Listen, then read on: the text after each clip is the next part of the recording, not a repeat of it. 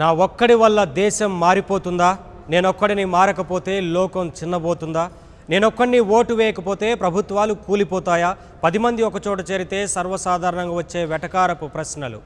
మనం మారాలిరా బాబు అని ఒకరంటే, మంచి చెప్పిన వాడిని ఎగతాళి చేస్తూ వేసే విమర్శలు, ఓటు విలువ తెలియకపోతే ఇలాంటి పోసుకోలు కబుర్లే వస్తాయి.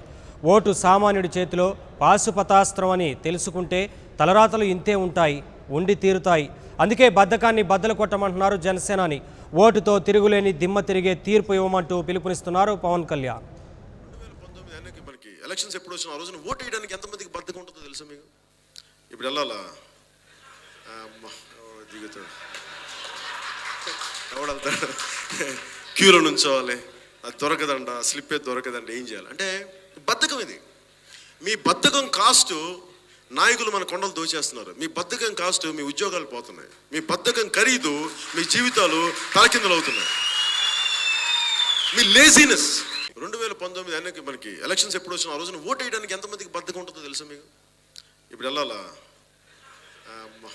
దిగుతాడు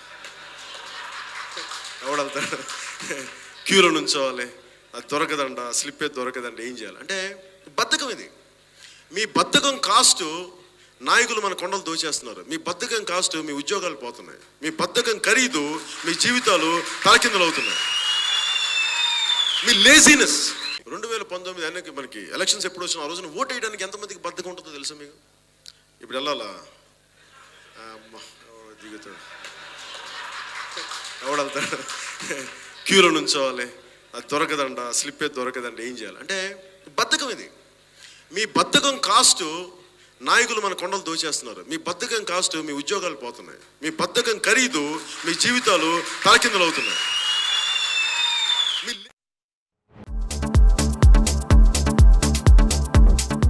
Please subscribe New Waves.